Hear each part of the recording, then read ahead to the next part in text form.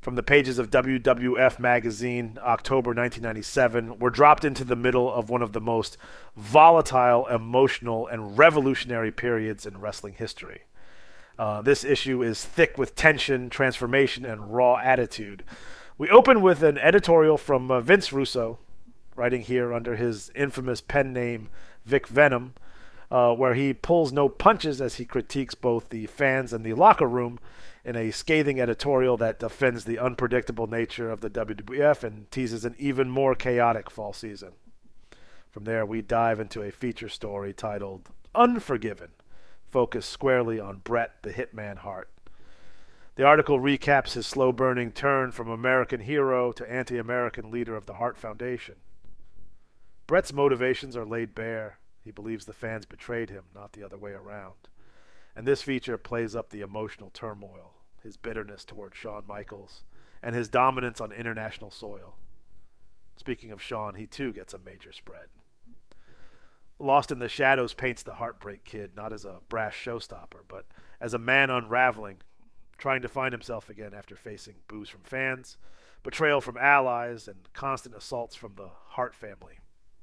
The artwork and language in this piece reflect a star spiraling in both ego and pain. And we then shift to The Enemy Within, where The Undertaker's ongoing feud with Vader is recapped with eerie gravitas. Their battle at Canadian Stampede is highlighted, as is Paul Bearer's continued manipulation of the storyline involving Kane, still unnamed here, but heavily teased. The war between monsters is building, and the tone is the apocalyptic. In contrast, we get a fun, stylish profile on Mick Foley's transformation into dude loving lover, not a fighter. The piece includes candid commentary from Foley about how the dude persona was born from childhood dreams, offering fans insight into the balance between comedy and chaos that defines his performance. The next spotlight falls on Los Boricuas, who are introduced in full force with a spread on their street credibility, fashion, and disdain for traditional American wrestling values. It's a wild article, dripping with bravado and attitude, much like the group itself. Then comes one of the most emotional pieces in the issue, an interview with the British Bulldog, Davey Boy Smith. He speaks openly about Owen Hart, his family pride, the pain of booing crowds in the U.S., and what it means to carry the Hart Foundation's banner into war. The tone is sincere, even somber, a rare window into the psyche of a powerhouse performer feeling caught between countries. Next up is Shamrock, the Real Deal, a piece that celebrates Ken Shamrock's rise from UFC legend to legitimate wrestling threat. It emphasizes his legitimacy, intensity, and dangerous ankle lock, while teasing future rivalries with big names on the roster. A double-page spread then showcases Sasuke and Taka Michinoku in the midst of WWF's short-lived but exciting light heavyweight push. It's fast, electric, and positioned as the next frontier for in-ring work rate, complete with photos of missile dropkicks and moonsaults.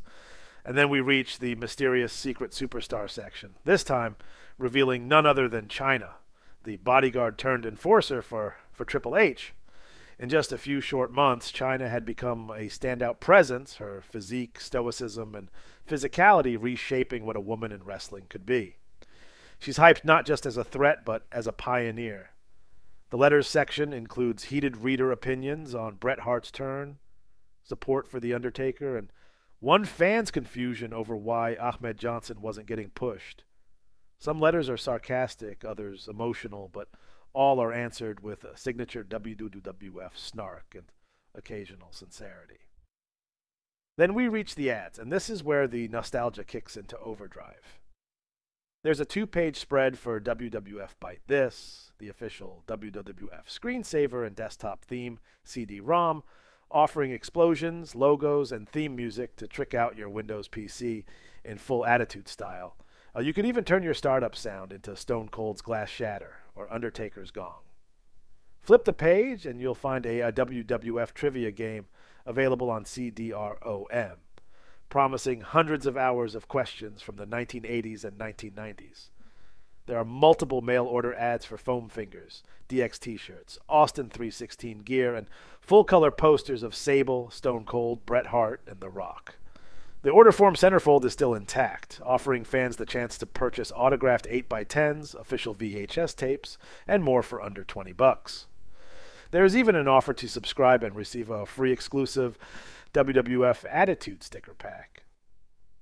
Back near the end of the issue, there's a short photo feature on a WWF charity event and a tease for Survivor Series 97, hinting at major conflicts brewing, but no mention yet of Montreal.